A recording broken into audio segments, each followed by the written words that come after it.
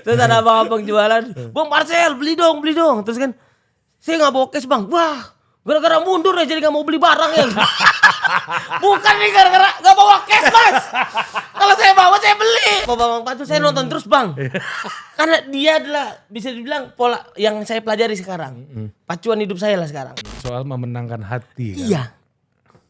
Bukan pinter-pinteran. Bukan pinter-pinteran. Oh ini pelajaran baru lagi. Ya kalau saya kan punya keresahan kan saya bikin materi stand up, ya kalau Pak Prabowo punya keresahan bikin partai gitu kan.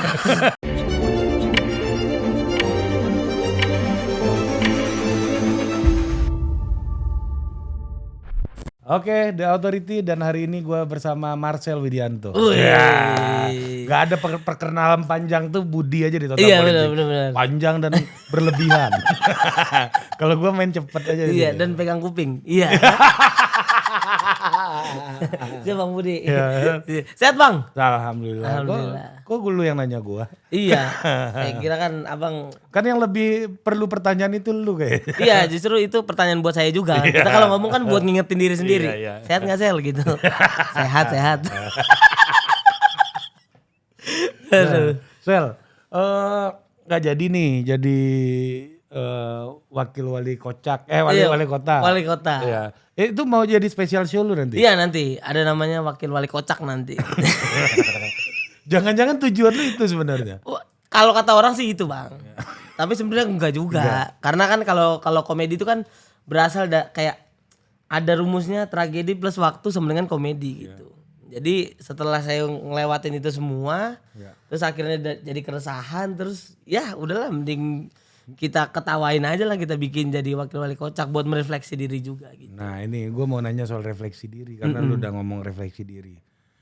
Dari titik nol perjalanan politik lu kemarin, berpolitik praktis ya. Kan kalau berpolitik konseptual kan kita diajarkan misalnya soal filsafat politik, soal penelitian politik dan lain-lain lah. Ya Total Politik lebih banyak ke situ sebenarnya. Narasi dan diskusinya gitu. Tapi kan di ranah politik praktis ini nggak banyak orang yang punya experience. Termasuk gue nggak punya experience secara langsung. Mungkin nemenin orang iya. Misalnya nemenin beberapa kepala daerah, anggota DPR dulu jadi yang pembantu-pembantunya. Itu pasti beda rasanya kalau kita yang main langsung tuh. Iya. Pasti beda. Gue sangat yakin di tukang bisik nih gue bisa sangat canggih gitu kan. Kalau gue yang main langsung gue gak yakin juga. Iya. Iya kan. Apa sih ini orang-orang tolol nih harus gue ladenin nih semuanya. Gue gak yakin juga gitu loh Sel. Iya, Gue bisa sabar, bisa muka tetap flat ngadepin orang yang mungkin beda sama gue gitu kan. Itu kan hal, karena pada esensinya dalam politik itu yang paling penting kan support, dukungan. Iya kan. Nah lu dari titik nol pengalaman lu berpolitik praktis secara langsung gitu ya. Apa yang menurut lu hal-hal yang bisa kualifikasi yang menurut lu sangat dibutuhkan untuk bisa mulai itu? Skill apa yang paling penting menurut lu? Skill apa untuk ya masuk ke ranah politik praktis? Apa yang paling dibutuhkan lah? Ya kalau saya kemarin sih bang saya akuin itu ya, karena memang selain saya sering ikut di Satria kan deket gitu sama para penentunya gitu, ya ada exposure saya juga di sana gitu. Dan juga saya bisa dibilang adalah orang yang dipilih karena saya berasal dari keluarga yang miskin dan bisa keluar dari kemiskinan bang. Jadi ada storyline itu yang akhirnya saya jadi tuh jadi wakil wali kota kemarin.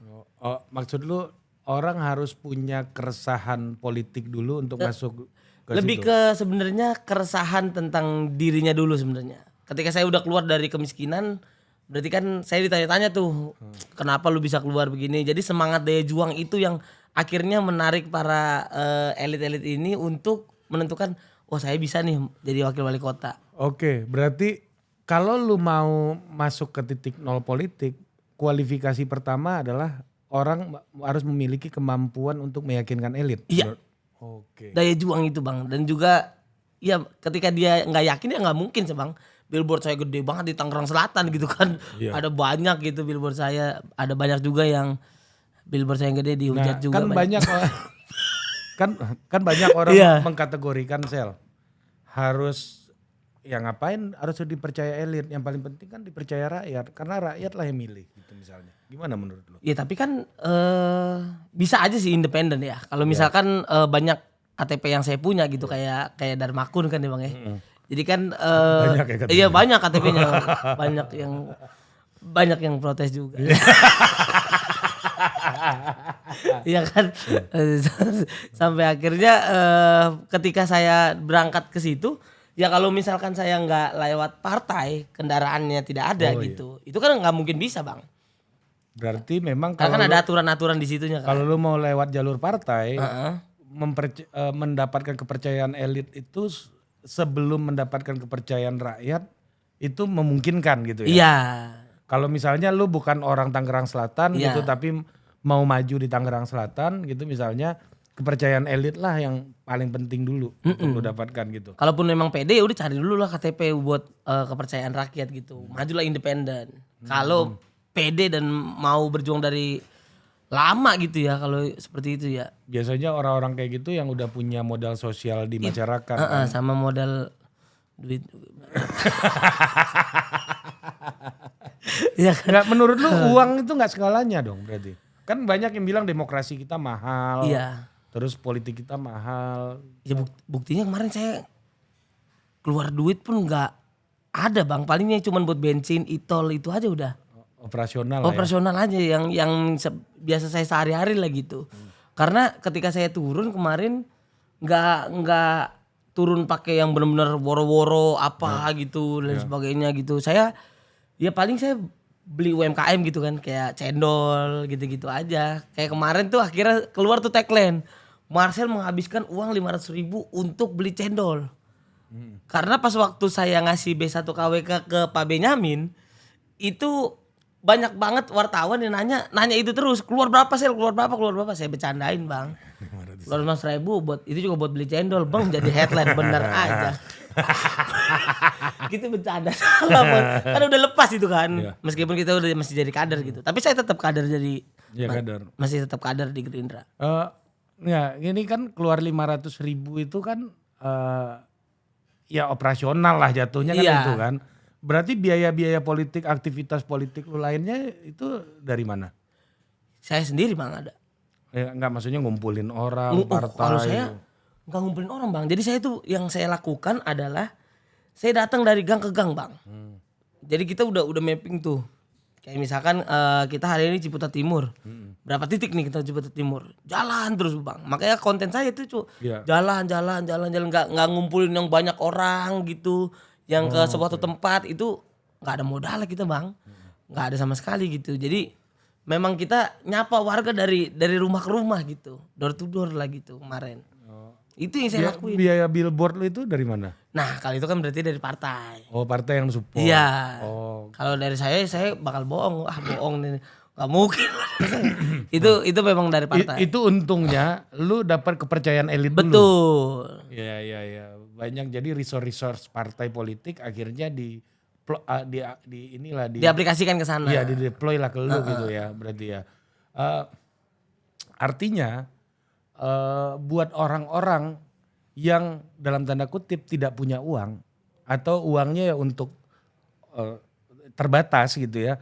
Kepercayaan elit itu menjadi hal yang paling penting ketika lu mau masuk politik, kira-kira gitu. Iya benar. Oh. Menurut saya begitu Bang. Ya pengalaman lu, kita Iya. bicara pengalaman. Iya. Ya. Ini kita bukan bicara opini lagi loh. Benar.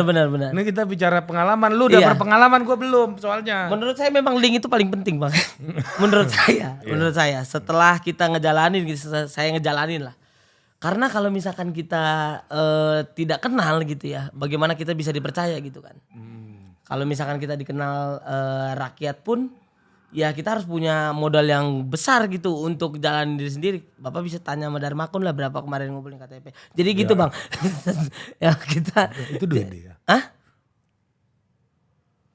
Menurut Abang?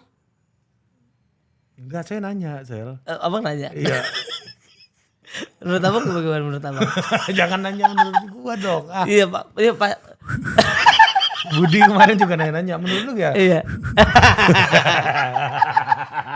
Ya kayak karena kan KTP kan sesuatu yang vital menurut saya. Karena kalau dalam campaign kayak KTP itu dihitungnya cost per unit. Satu KTP itu harganya berapa, dalam artian bukan beli langsung ke orangnya ya. Tapi harga mengumpulkan satu itu berapa rupiah. Ya misalnya kalau. Tapi ini kan opini kita ya Bang ya. Enggak, ini hitungan campaign aja. Jadi gini, maksud gua gini. Satu KTP itu kan costnya banyak di situ. Ada cost orang yang entry datanya, ada cost orang yang keliling untuk meyakinkan orang ngasih KTP, ada cost untuk iklan. Kan banyak costnya di situ. Jadi kalau lu keluar cost, gue mau ngumpulin KTP, duit gue ada 2 miliar, gue mau 100.000 KTP. Berarti kan satu KTP-nya sekitar 20.000 kan, sekitar 20.000 gitu misalnya. Nah kan logikanya kan kayak gitu, termasuk iklan ya gitu kan. Jadi itu kan bisa dihitung sebenarnya. Ya kalau 500.000 KTP ya kali 20.000 ya banyak sih. Tanya aja sama wasit Oman kemarin tuh. Iya. Kita balik lagi nih. Lu seandainya lu punya elektabilitas pun ujungnya tetap juga lu harus yakinkan elit kan. Betul Bang. Iya kan. Kalau di kondisi saya ya. Karena dengan saya berjalan kemarin gitu ya. Kalau tidak saya meyakinkan abang-abang yang di sana gitu. Ya saya nggak mungkin bisa keluar tuh billboard wakil wali kota Tangerang Selatan. Marcel untuk Tangsel nggak mungkin ada. Tapi seiring berjalannya waktu ya. Saya akhirnya benar-benar kayak ngerasa gitu Bang. Saya tuh beruntung banget gitu. Diberikan kepercayaan ini. Meskipun ya ketika saya naik kemarin berapa tuh postingan. Saya satu postingan tuh yang paling gede Bang. Komennya 19.000. Itu soal apa? Yang sama Mas Gibran. Oh yang bukain pintu. Iya 19.200 hujatan semua. Jadi kayak jadi memang mental pun harus tetap kuat Bang. Oke, ini pertama kepercayaan elit. Dan mentalitas lu. Belum tentu lu dianggap layak sama orang kan. Iya. Belum tentu lu dianggap mampu sama orang. Bener. Bukan cuma mental kita doang tapi mental keluarga Bang. Karena kan ya pasti mama saya nelponin baca komentar ini istri saya begini, tapi saya harus meyakinkan, tenang, kita bisa gitu, bisa mundur saya. Keluar ring ini ya. Nah, ketika lu mundur, ini agak loncat ya. Ketika lu mundur, siapa yang paling senang di keluarga lu? Di keluarga saya sebenarnya sedih Bang. Semua sedih. Udah jalan kemana-mana episode 44. Mama saya apalagi nungguin banget episode 45. Mana nih episode 45 nih. Gak ada nih. Tapi yang paling senang ya warga Tangsel lah paling senang. Kenapa? Karena kan memang ada beberapa yang bahkan banyak yang bilang saya belum pantas lah gitu. Tapi ini lebih ke refleksi diri saya Bang. Karena saya merasa itu adalah sebuah perjalanan hidup saya dan karma buruk buat saya gitu. Nah, gimana? Karena dulu tuh saya kan ya sering kayak kalau datang tuh misalkan janji sama orang karena sering ingin menyenangkan semua orang, jadi akhirnya ada janji yang kelupaan. Itu yang saya alamin, terus kayak saya datang telat sampai akhirnya saya kalau misalkan saya nyenengin semua orang nih, saya udah janji sama si A, B, C. Terus akhirnya ada janji sama si D yang dimana waktunya nabrak. Sampai akhirnya saya datang ke yang si B telat. Karena harus memilih. Harus memilih mana nih yang harus saya prioritasin. Jadi kayak ini yang orang-orang rasakan ketika lu lakuin ini ke mereka Sel. Jadi lu harus ngerasain juga. Kemarin Bang ketika saya berangkat ke Tangerang Selatan. Saya benar-benar kondisi yang benar-benar bisa nih untuk berlayar. Karena itu posisi dengan wali kota saya yang sangat-sangat canggih gitu. Terbaik Bang Ariza Patria. Paten kan. Mantan wakil gubernur Pak Anies yang Wiz Khalifa aja, Bapak Wiz Khalifa. Wiz Khalifa. Beda penyanyi. Beda itu beda lagu lagi. Bang Wiz Khalifa dia bilang Bang Ariza Patria itu adalah wagub terbaiknya Pak Anies. Dan beliau mau bisa dibilang turun kasta lah kan Bang. Dari wakil gubernur jadi wali kota Tangerang Selatan. Jadi kayak menurut saya wah ini bisa ini. Tapi akhirnya setelah mundur kemarin. Dan sebagai elit partai juga cukup oke Bang Yakin, Riza. Bang. Ya Bang Riza kokoh kan. Kokoh banget Bang, beliau benar-benar ngebelain saya banget. Semua orang-orang yang bilang oh Marcel gini, enggak. Dia bisa dan dia tuh benar-benar kayak bapak saya gitu Bang Arja Patria. Benar-benar kasih tahu, nih kalau misalkan ada pertanyaan kayak gini jawabnya begini. Oh sampai lu di coaching. Di coaching sama beliau. Ada pertanyaan seperti ini jawabnya begini. Jangan kesulut emosi, jangan begini. Oh keren. Gitu Bang. Kalau misalkan sampai di momen kalau misalkan gak berani ngeliat mata, lihat alisnya. Oh sampai sedetail Sampai itu Bang sedetail Riza itu. ngajarin. Bang Arja Patria. Jadi bisa dibilang saya dipersiapkan oleh beliau gitu. Untuk menjadi wakil yang memang sesuai porsinya gitu. Yang kalau kata Bang Escalva kan Bang Arja Patria yang memang wakil ya sesuai porsinya gitu. Waktu di acaranya Pak Ridwan Kamil gue bercandain tuh. Marcel gimana Bang? Ketawa. Iya. Gitu Bang. Ngurusin Tangsel masih Tangsel katanya. Nah karena memang akhirnya Bang Arja Patria dapat tugas khusus ya, saya dapat tugas khusus juga dari partai. Karena memang kan nggak bisa kita untuk apa ya, subjektivitas kita tidak boleh lebih besar daripada partai Bang. Ya, daripada keputusan. Jadi itu yang akhirnya ya memang satu komando. Maju, berlayar, perang, mundur. Itu emang kulturnya Gerindra emang kayak Itu gitu ya kan. satu komando kita. Linier. Ya kan? Nah balik lagi tadi. Apa yang lu maknai sebagai karma gitu gimana sih tadi? Iya Bang, karena ketika saya udah nyakitin banyak orang gitu ya. Berarti lu merasa udah iya. akhirnya itu membuat lu menyadari bahwa gini rasanya disakitin. Iya. Ini rasanya gitu, begitu. Ketika semua terlihat baik-baik saja tapi akhirnya Tuhan memperbalikan itu Bang gitu. Lu harus belajar Sel. Gak boleh begini. Jangan begini lagi. Jadi itu yang saya pelajarin kemarin Bang. Jadi kayak bisa dibilang awal-awal ketika saya naik hujatan ya saya masih tetap kuat, masih tetap kuat. Ya. Tetap ngebaca biar saya belajar juga ya apa yang harus saya boleh, do and dance-nya apa gitu. Tapi ketika pas mundur kemarin saya akhirnya flashback lagi Bang. Wih, ternyata ini yang orang-orang rasain dulu gara-gara gua ya gitu. Jadi gua harus ngerasain juga nih. Ini karma buruk yang harus lu rasain, saya gak boleh lu tinggalin gitu. Oke. Tapi setelah itu gimana? Setelah itu ya akhirnya ya saya belajar Bang. Karena dari semua yang saya ceritain gitu ya. Dari semua podcast atau mungkin hal-hal buruk yang saya lakukan itu semua keluar dari mulut saya gitu. Bahkan hal ini juga dari mulut saya. Untuk kayak apa ya, kayak kita butuh buat ngeluarin unek-unek yang ada di dalam diri gitu Bang. Kayak Jakarta butuh Bantar Gebang lah. Iya, manusia juga butuh recycle bin ya kan gitu. Iya kan harus dikeluarin karena kalau semuanya numpuk ke saya syukur saya nggak gila Bang.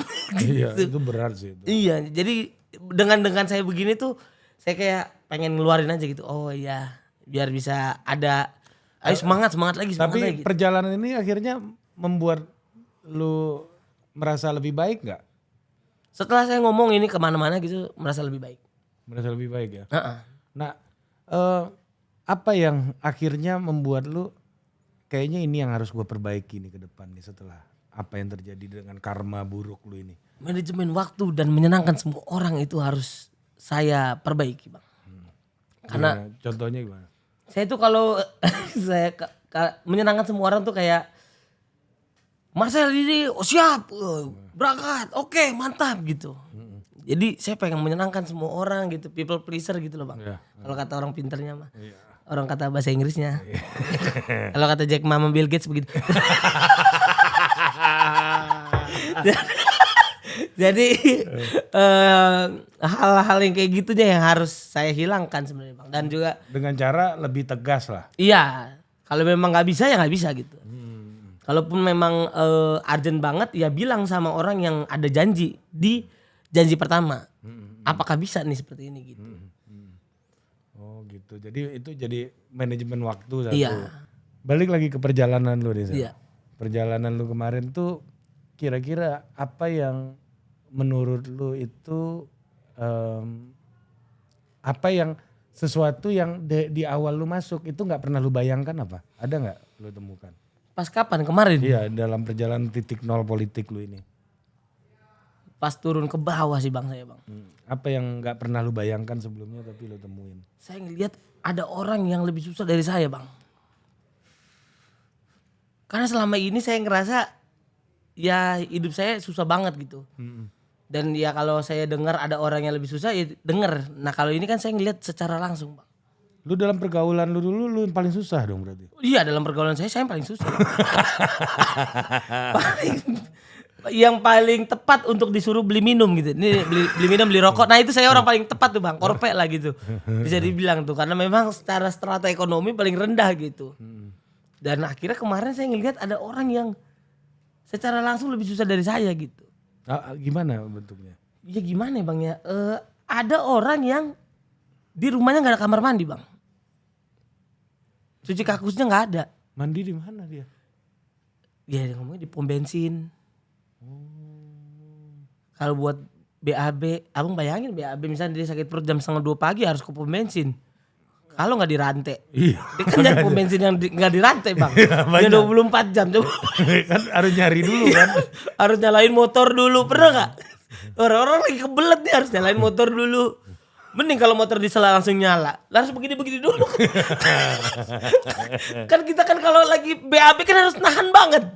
Kalau nyala motor kan kalau lepas di situ bagaimana? Itu bang. Jadi hal kayak gitu tuh kayak masih beruntung kau Marcel Widianto gitu. Ini masih banyak yang kayak begini nih gitu di Indonesia gitu. Bahkan di Tangerang Selatan yang bisa dibilang gak jauh dari Jakarta gitu. Gak jauh dari BSD gitu. Kenapa BSD? Ya BSD kan mantep banget iya. bang kan. Buset. Lu akhirnya menemukan orang yang lebih susah daripada Menemukan saya bang. Menemukan. Saya bilang wah keren banget ini. Iya. Kalau dia jadi stand up mungkin lebih pecah daripada lu. Itu bang. Saya lebih beruntung bang. Beruntung banget saya. Karena ya saya tahu stand up dari awal gitu dari tahun 2016. Terus ketika saya buat salah orang-orang yang saya buat salah mau memaafkan saya. Jadi kayak hal seperti ini yang jarang orang dapetin gitu. Bahkan kemarin jadi wakil wali kota beruntung juga saya. Dipercaya. Iya saya bisa dipercaya gitu. Nah kalau ada orang semacam lu pengen menempuh jalur yang sama, lu sarankan apa? Mundur aja tuh. Kalau misalkan dipercaya, maju terus bang. Tapi sambil belajar bukan kosongan gitu ya. Jadi emang benar-benar maju ya bukan maju yang tanpa perkiraan gitu. Karena ketika saya kemarin dari episode 1 sampai 44 itu momen saya belajar secara langsung bang. Gue malu nungguin yang 45. Iya Mana 45? Mana 45 di mana 45 udah tiap kan saya tiap hari bang. Iya. Ini udah lewat 2 hari Marcel 45 belum ada. Iya mah ntar ya. Gue ngomongin secara langsung mas saya mundur. Gitu. Jadi biar bisa pelukan gitu bang. Kalau di telepon kan nggak bisa. Jadi itu bang. Ketika ya memang dipercaya ya udah. Lakukan dan penuhi kapasitas yang sangat-sangat mumpuni lah menurut saya untuk menjadi seorang wakil wali kota kemarin gitu. Saya ngomong ke diri saya begitu. Saya belajar semuanya dan belajar dari bawah gitu. Karena biasanya waktu saya turun kemarin ya banyak banget yang bilang tumben banget ini wakil wali kota turun ke kampungan kita. Biasanya legislatif aja. Ya. Ini kok wakil wali kota mau turun ke bawah gitu. Karena biasanya yang turun adalah tim-timnya. Ya udah struktur partai Struktur partai. Tapi saya pengen turun secara langsung dan pengen mendengarkan secara langsung. Gitu. Nah sama ini Sel. Berarti gua mau melihat bahwa lu kan artinya lu belajar banyak hal lah di dalam perjalanan politik lu ini. Dan menurut lu lebih berat mana di politik ini atau ketika lu memulai karir stand up lu dulu? Lebih berat mana bang? Kalau bisa dibilang bang lebih berat. Lebih berat ketika saya awal-awal stand up bang.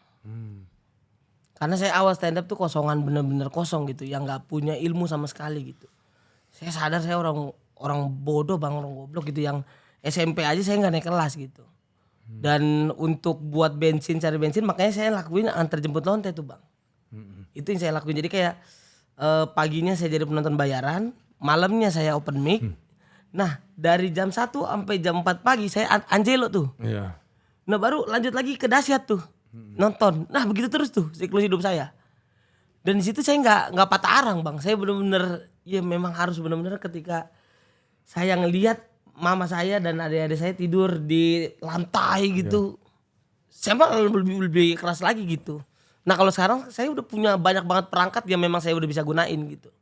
Dan nggak kepecah pikiran saya gitu. Jadi saya udah selesai sama diri saya. Jadi semua ya kayak utang-utang bank keliling gitu-gitu udah kelar semua lah. Adek udah pada sekolah semuanya, udah pada kuliah. Dan uang ya ada kita untuk hidup dan untuk menjalani hidup. Jadi kayak gak ada pikiran yang terpecah. Jadi menurut saya lebih berat ketika saya awal-awal stand up kemarin gitu. Ini memang lu lebih banyak fokusnya belajar aja. Belajar aja kemarin. Saya belajar, saya telepon ya banyak lah, telepon abang juga. Kita sampai berjam-jam kita kan, bagaimana nih bang caranya biar bisa begini. Kita ngobrolin soal ini juga kan, Ottoman. Lu udah nonton belum? Iya udah nonton. Keren banget itu Ottoman tuh. Keren banget. Mehmet. Iya, nggak bisa masuk gara-gara rantai, dia tebang pohon. Keren itu keren. Lu nonton akhirnya? Saya nonton bang. Iya. Karena Ottoman tuh kayak saya banget gitu. Yang gak dipercaya ya kan. Iya. Sampai akhirnya pernah sempat waktu dia main gagal miss, tapi dia tetap semangat ya kan. Dan akhirnya dia bisa menumbangkan Konstantinopel. Mantap. Gue serius loh, gue ngobrolin soal Ottoman sama Marcel. Bagaimana gue cerita bahwa kepemimpinan tuh begitu disiapkannya dengan rasa sakit, dengan rasa pedih gitu ya. Gue ngelihat kalau calon pemimpin dibully, disakitin oleh publik dengan kata-kata, itu juga udah terjadi dari masanya Ottoman. Bagaimana seorang Mehmet itu, ya Muhammad Al-Fatih itu sama penasehat rajanya dipukulin, disuruh belajar, ya itu dalam demokrasi cambuknya kan berbeda-beda. Omongan orang kan, kalau itu kan memang cambuk real kan. Bener. Memang dipukul real gitu kan. Bener. Apalagi kemarin bang, pas waktu saya nonton Indonesia lawan Australia kalau nggak salah, itu kan saya udah dapat kabar semua mundur kan bang. Saya jalan kan dari saya parkir gedung di Menpora, saya jalan tuh dari Menpora ke GBK, sepanjang jalan bang, cie mundur, wih, saya bikin ketawa ya bang. Enggak bang, masih jalan maju ini gue bilang. Terus ada abang-abang jualan, bang Marcel beli dong, terus kan saya nggak bawa cash bang, wah. Gara-gara mundur ya jadi gak mau beli barang ya. Bukan nih gara-gara gak bawa cash mas. Kalau saya bawa saya beli hari itu. Kemarin saya beli cendol, buset tuh gitu tuh. Di pas-pas iya. Beli cendol di mana? Green pas jalan beli cendol gitu. Sekarang aja kagak mau beli. Terus kayak, iya bang, maaf bang.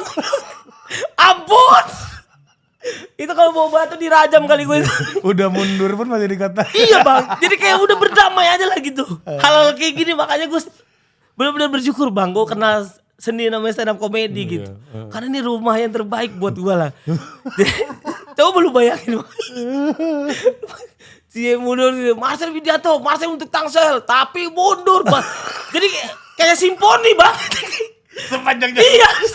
Anjir, Lu bayangin gitu. dari Kemenpora. Iya, jauh juga jauh, itu. Bang. Jalan kaki kan. Bener bang. Gitu jadi itu yang akhirnya gue kayak udah gitu bikin ketawa aja lah udah. Tapi gue sambil persiapkan diri gitu untuk belajar biar bisa jadi lebih baik lagi lah gitu. Iya kan. Ya itu kalau kita belajar dari Ottoman tuh gimana melahirkan pemimpin tuh ya. Gue punya analogi gini Sel. Kayak anak lahir bayi. Melahirkan tuh kan sakit.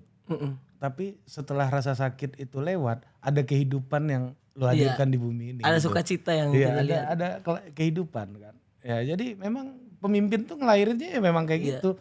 ya emang sakit gitu. Lu mundur pun juga dikatain kan. Iya. Iya kan? Jadi kayak berdamai aja sekarang mah bang. Coba kalau misalkan saya kagak berdamai bang, gila saya bang. Jalan dari Menpora sampai GBK kayak wakil wali kota gitu. Itu teriak-teriaknya orang random aja tuh kan. Random bang, random. Bener-bener kayak, terbaik ini saya bilang. Ini harus saya alami lah yang kayak gini-gini. Tapi kalau untuk memulai perjalanannya berat di stand up. Stand up. Tapi ini sebagai sebuah fase hidup yang lebih yang kedua nih dalam hidup lu berarti nih ya. Berarti ini bisa gua bilang nggak fase hidupnya adalah Marcel sebelum stand up, Marcel stand up sama setelah calon wakil wali kota gitu. Fase hidup lu udah kayak gitu kan? Iya, udah kayak gitu bang. Dan memang mau nggak mau kita harus ngelewatin ini gitu, kayak kita main game kan. Kalau ya level 3-nya belum kita lewatin, nggak mungkin kita masuk level 4 kan. Berarti lu merasa lu nih naik secara. Iya, dan dipersiapkan untuk level selanjutnya. Ini gue tanya sama lu, level selanjutnya ini apa? Level selanjutnya ini mempersiapkannya saya lagi kuliah dulu nih bang.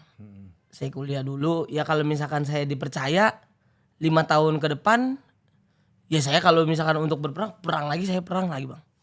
Iya itu kadang-kadang orang yang menurut gue agak bukan keliru ya, tapi tidak memahami bahwa ketika lu masuk partai politik, itu umur politik lu jadi panjang.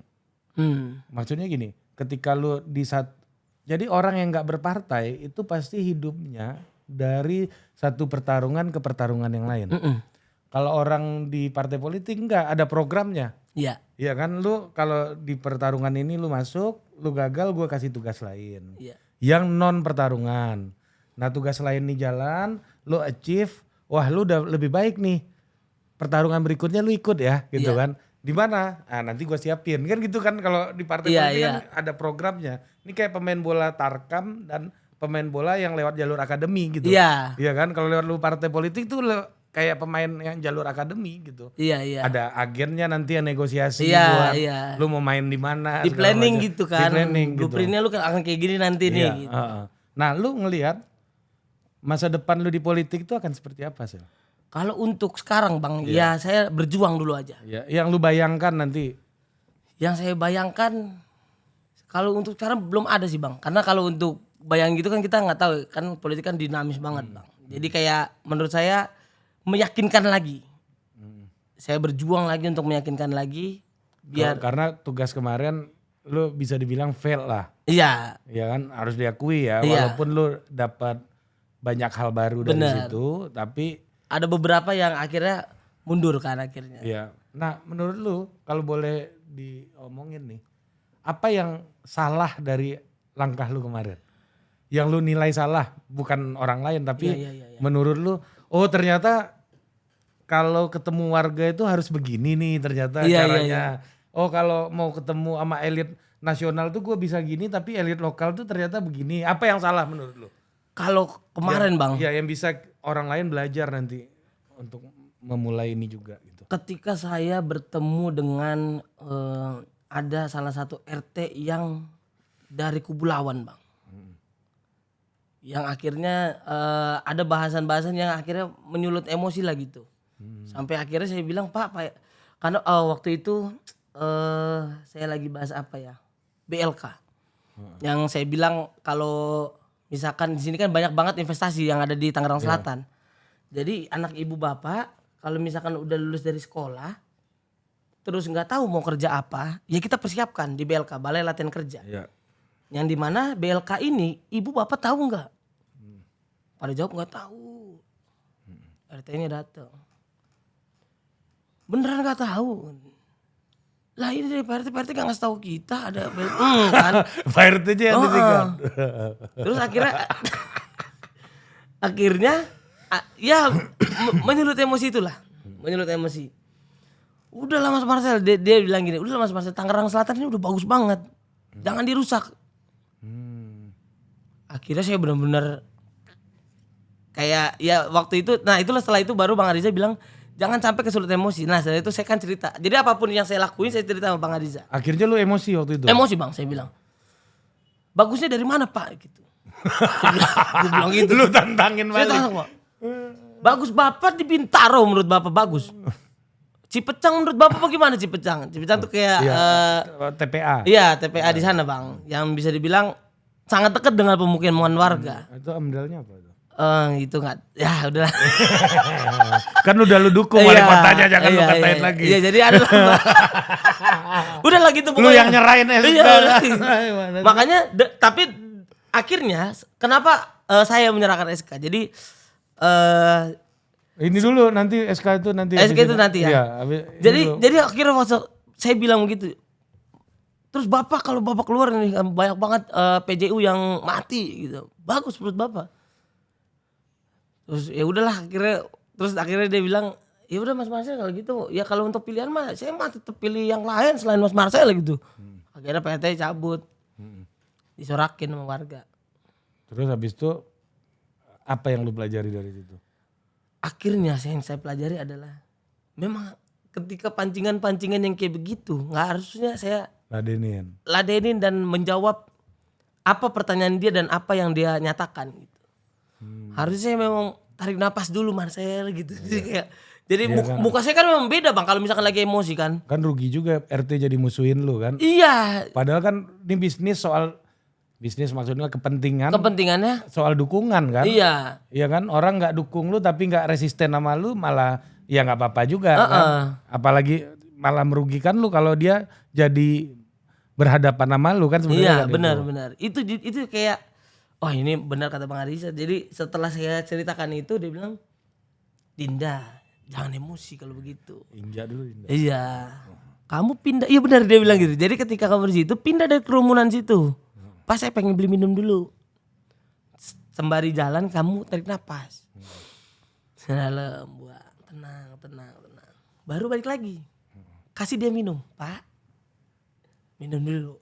Ini soal memenangkan hati kan. Iya. Bukan pinter-pinteran. Bukan pinter-pinteran. Oh ini pelajaran baru lagi nih. Dan memang kalau kita terlihat pinter dibanding orang pinter, ya udah biasa Bang.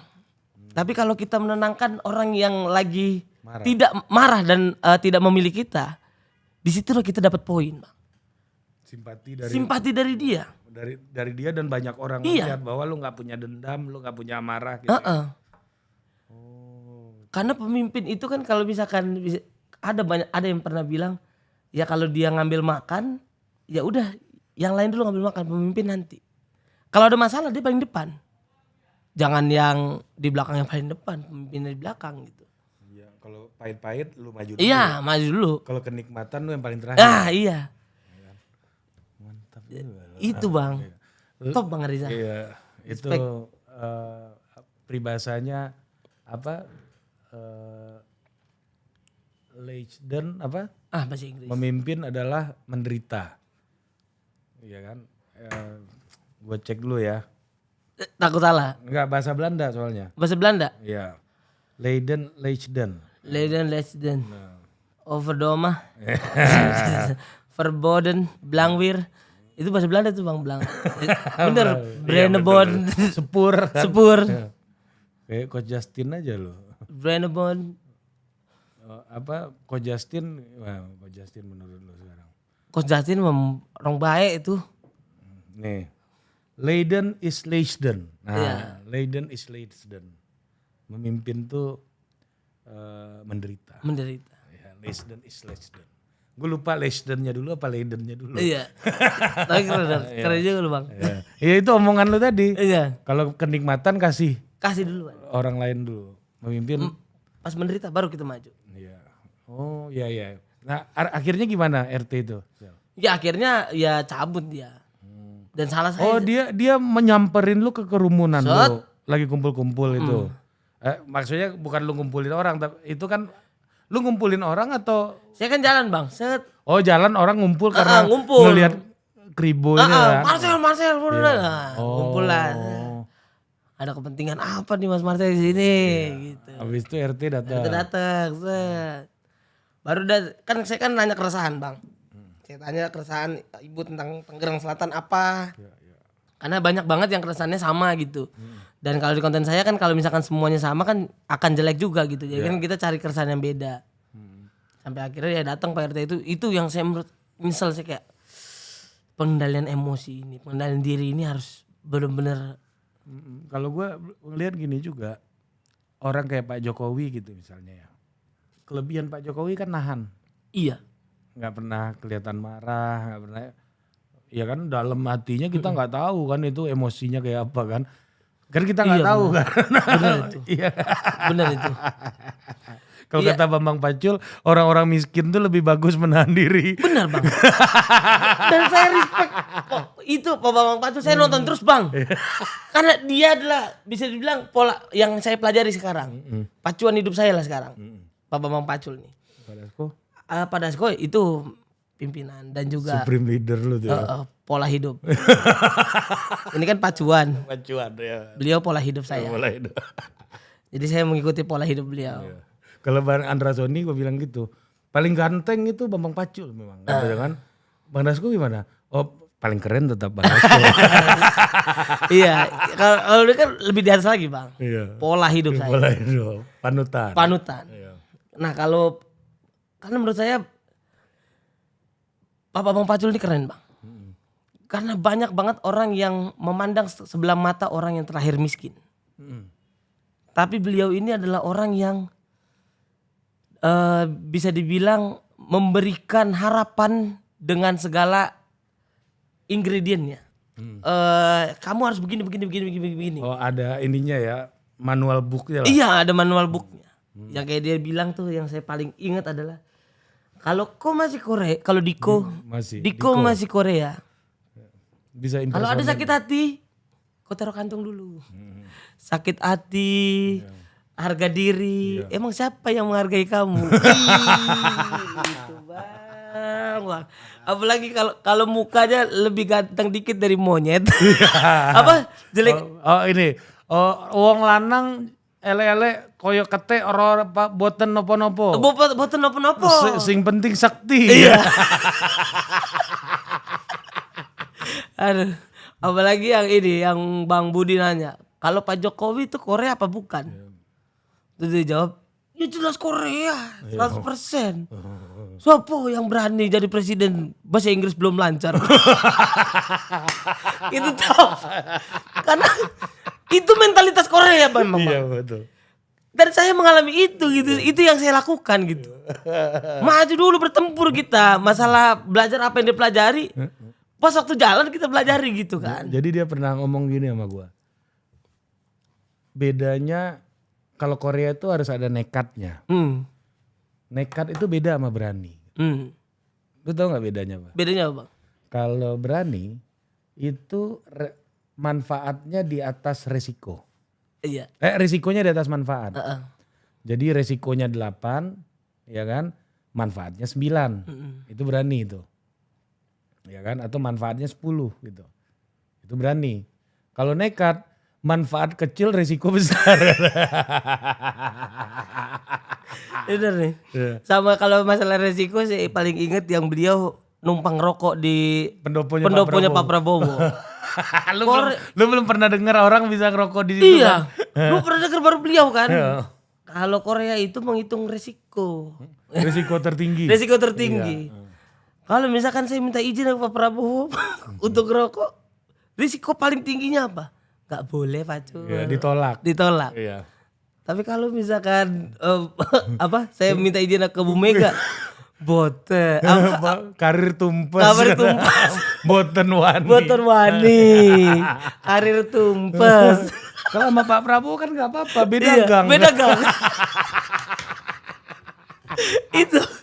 Itu makanya yang saya bilang wah terbaik memang. Tapi lu sebagai stand up comedian nih, ngelihat narasinya Pak Pacul tuh kan orang ketawa aja. Iya.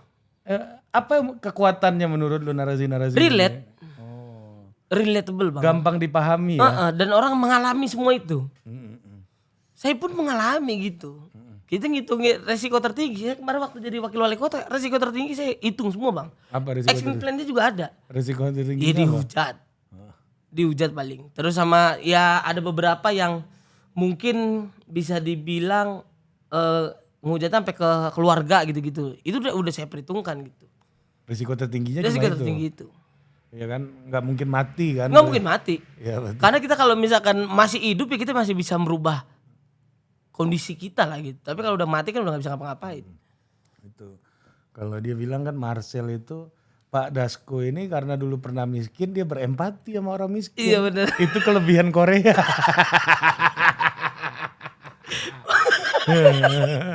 Oke, respect, saya respect.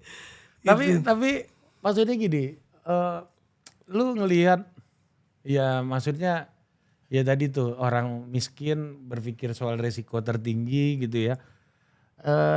Ketika lu masuk ke politik, lu mikirin resiko tertinggi karir entertainment lu hancur nggak? Ada pikiran itu Bang, tapi nggak saya masukin paling tinggi karena Itu nggak paling tinggi. enggak paling tinggi karena saya udah ngeliat beberapa yang gagal di politik tapi masih bisa di entertain gitu. Dan akhirnya saya bisa buktiin ya saya masih bisa dipercaya untuk syuting-syuting, untuk ya jadi bintang tamu, bahkan ada yang reguler juga gitu. Jadi bisa dibilang itu akhirnya saya taruh yang tidak paling tinggi. Tapi ada resikonya yang saya taruh juga. Apa paling tinggi? Yang paling tinggi itu tetap itu dihujat dan Dihujat tidak aja. dipercaya itu. Iya, dihujat aja ya. Dihujat dan tidak dipercaya. Tapi ada loh, gue ingat satu orang mau menikahkan anaknya. Kalau nggak salah itu mertuanya Pak Anas Urbaningrum. Mau nikahin putrinya sama Pak Anas. Kamu udah siap suamimu masuk penjara katanya. Kalau nikah sama politisi katanya. Risiko tertinggi loh itu. Iya Bang. Gimana menurut lo? Lo gak pernah ngitung itu. Saya nggak pernah hitung itu Bang. Politik kan itu. Iya sih ya. Tapi ya pas saya jalan gitu Bang ya. Kalau misalkan kita main bener lah Bang. Saya main bener aja hidup Bang. Kalau misalkan begitu ya. Maksudnya ketika amin saya jadi gitu jadi wakil wali kota. Ya ngapain ngambil. Ngapain kita cawe-cawe gitu. Karena Ya kan orang kan kalau udah berkuasa itu kan gak ada berhenti hasratnya sih. mungkin itu orang lain ya. Dan mungkin jawaban ini adalah ketika saya belum di bangku itu kali ya. Iya makanya. Makanya saya belum teruji. Belum Di momen itu saya belum teruji. Tapi ya selama saya jalan gitu ya. Yang paling saya ingat adalah omongan bapak saya. Di tahun 98 dia ngikutin teman-temannya gitu Bang. Jadi teman-temannya tuh dia cerita gini. Saya waktu tahun 98 bapak tuh nggak ngambil sama sekali. Apa yang dijarah sama orang lain. Oh dalam konteks penjarahan. Iya. Kenapa Bang? Kenapa dia nggak ngambil? Karena dia takut karma buruknya itu terjadi ke anaknya. Jadi banyak teman-temannya dia yang ngambil barang tapi malah dia jagain ada warung sembako lah orang Chinese. Jadi keluarganya di lantai 2, barang-barangnya nggak apa-apa lu ambil tapi di rumah sama orang yang di atas harus tetap aman. Kenapa bapak lakuin ini? Ya karena kemanusiaan kata dia. Dan akhirnya selama perjalanan setelah tahun 98 itu bapak saya adalah orang yang dihidupin sama keluarga Chinese ini Bang. Kerjaannya ada aja gitu dikasih sama dia, dikasih MKL, kasih ini gitu. Tapi jadi susah itu gimana? Nah susahnya tuh ya bisa dibilang Bang ya. Susahnya Itu kita kan tuh hidup sama iya hidup sama dibantu sama Toke ini kan nggak harusnya nikmat dong. harusnya nikmat tapi kan bapak saya kan orang yang ya memang porsinya segitu Bang. Gak sekolah bapak saya. Jadi memang buru kuliah aja lah. Iya. Tapi kerjaan tetap hidup gitu. Oke. Ini yang dibilang hidup kata dia. Ya, Pas makin susah hidup lu pas bapak lu udah meninggal ya? iya. Enggak, sebelum Sebelumnya. malah. Pas waktu meninggal malah saya udah ikut stand up. Oh iya betul. Udah ikut stand up. Bahkan yang saya sedihin adalah bapak saya pengen banget naik mobil ke Taman Safari bareng anak-anak sama sekeluarga. Tapi waktu itu saya udah beli mobil saya turun minggu depan. Di hari itu bapak saya meninggal. Itu Red Ferrari, Ayla. Iya, Itu Red Ferrari. Jadi akhirnya bahkan ada bapak saya bilang begini. Karena kalau nyolong itu Sel, itu harus punya pengetahuan juga. Karena ada temennya yang nyolong AC gede Bang. Tapi dua-duanya outdoor. Atau ada juga ceritanya yang dua-duanya indoor. Iya ada dua. Jadi menurut dia yang paling gede adalah yang paling mahal diambil sama dia. Mampus panas rumah lu kan. Dua-duanya outdoor.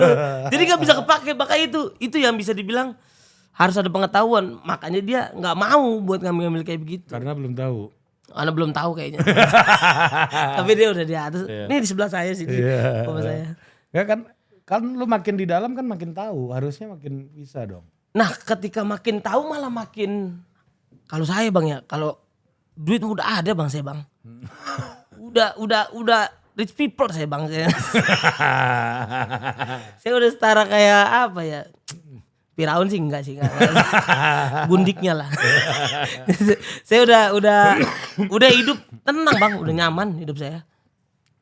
Jadi kayak untuk tapi itu belum bisa teruji sih Bang, karena saya belum di sana. Belum sana, betul. Mungkin nantilah.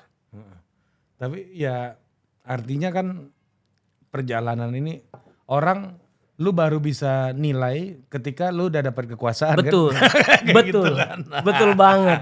Betul banget. Dan memang kekuasaan tuh jahat banget ya. Bener, haus kekuasaan itu paling jahat sih. Iya kan, berarti kan bener dong kalau gua ngomong ini Marcel sekarang baru masalah omongan doang nih. Bener. Bener. Untuk ujian ke selanjutnya ya itu kan next level Bang. Tapi lu kan gak pernah tahu karakter orang kalau lu gak pernah kasih kesempatan kan. Iya. Iya. Iya kan. Makanya saya respect sama Gerindra. Saya terima kasih banyak. Karena buat masuk Gerindra tuh partai paling susah menurut saya Bang. Kenapa? Siapa artis yang masuk ke Gerindra gitu? Budi Juandono. Artis. Model kan. Iya model. Ya ada ya Ahmad Dhani gitu-gitulah. Ya tapi bisa kehitung jari kan Bang. Ya, Budi Juandono ponakan kan. Iya. Meli Guslo. Iya Temeli. Ya. Temulan. Mulan. Kawan lu semua tuh. Iya. Tapi belum masuk grup WhatsApp nanti. Ya, tapi kenapa? Maksudnya Susah, kenapa Bang. susah? Ketika Kayak PAN kan lebih banyak lah artisnya. Nasdem kayaknya juga lebih banyak. Saya bisa dipercaya sama Gerindra yang dimana Gerindra ini jarang untuk ngambil artis kan Bang. Buat exposure gitu-gitu. Ini partai yang paling jarang Bang buat ngambil artis. Betul sih. Karena exposure-nya Pak Prabowo sendiri. Iya. Karena di ketua umumnya sudah benar-benar gagah gitu kan maksudnya. Dan Gerindra ini adalah partai pemenang di tahun ini Bang. Pemenang Pilpres. Pemenang Pilpres. Semua orang pengen dekat. Semua orang pengen gitu. Iya.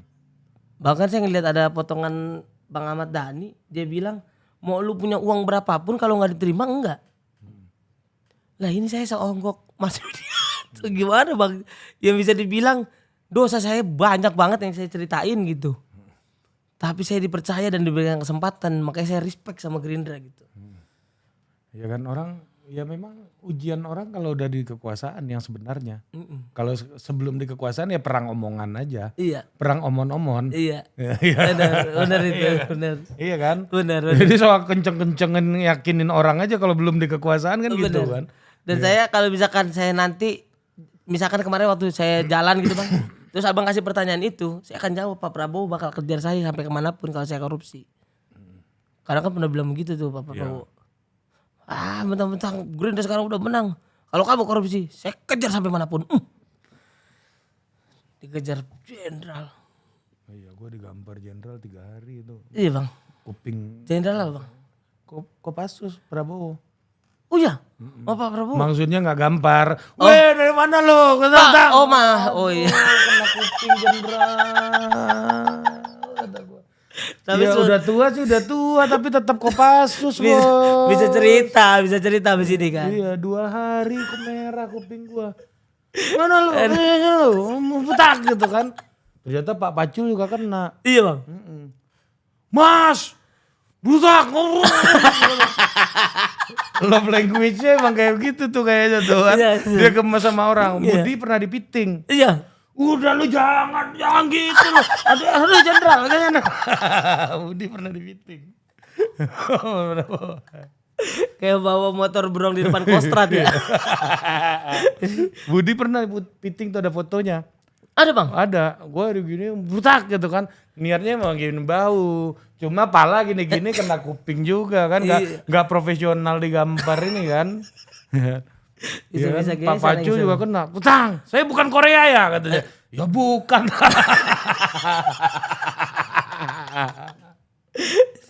Aduh. Iya memang Pak Gerindra betul kata lu tuh. Analisis lu benar tuh. Emang kekuatan utamanya emang di ketua umumnya. Iya. Ya lu tanya Gerindra itu apa? Ya Prabowo, top of Betul. mind orang.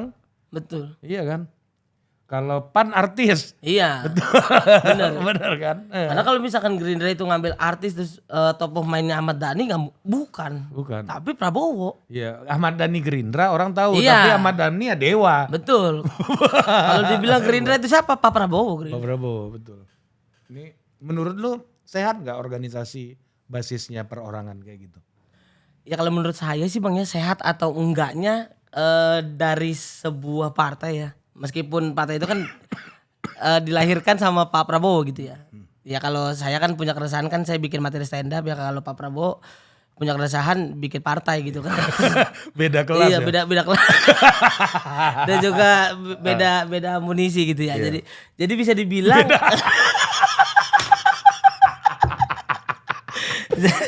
iya amunisi ya, kan. benar-benar.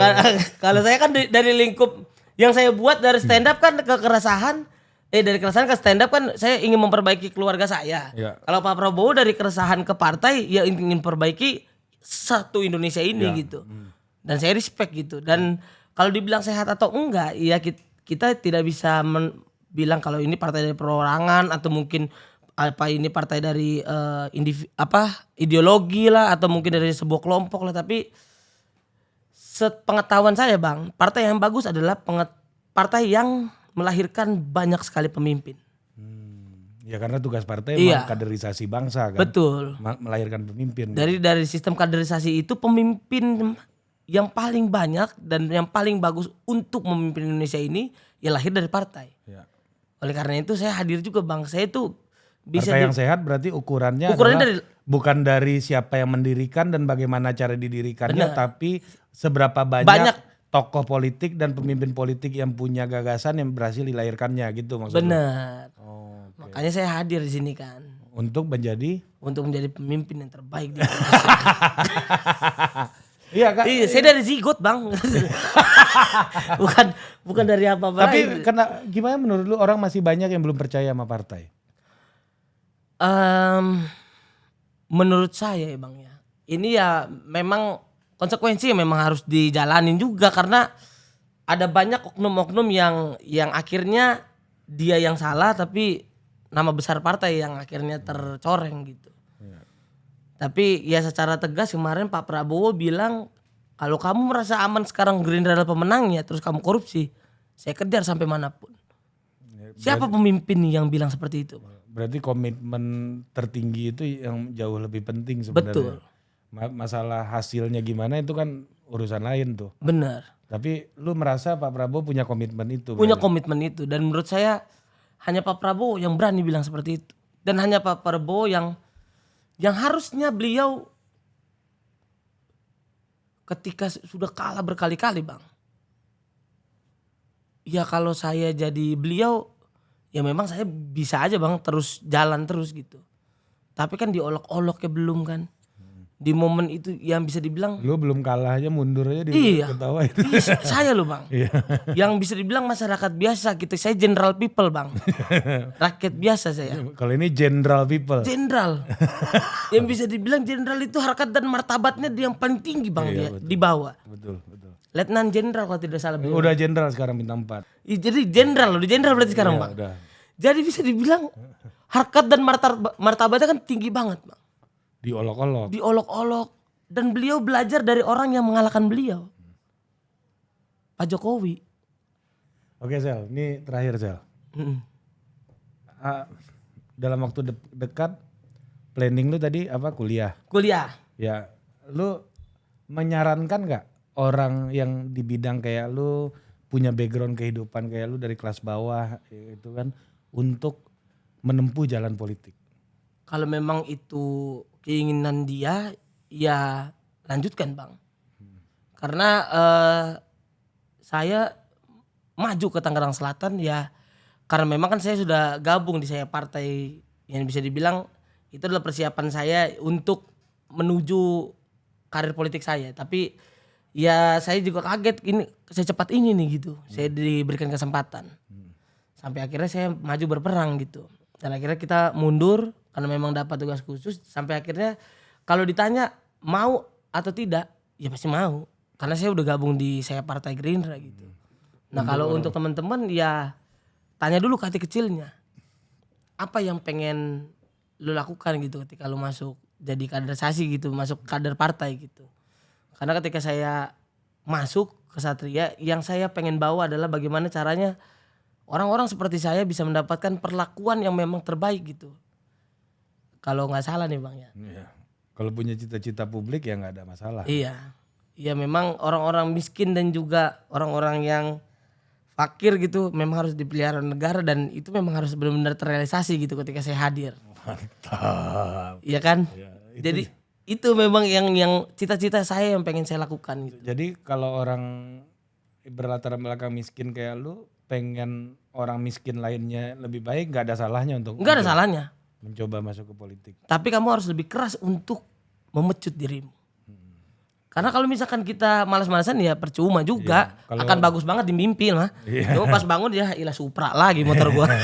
Memecut diri lu, kalau nggak dipecut publik. Kayak Marcel, sampai jumpa lagi di Otoriti. Terima kasih Bang.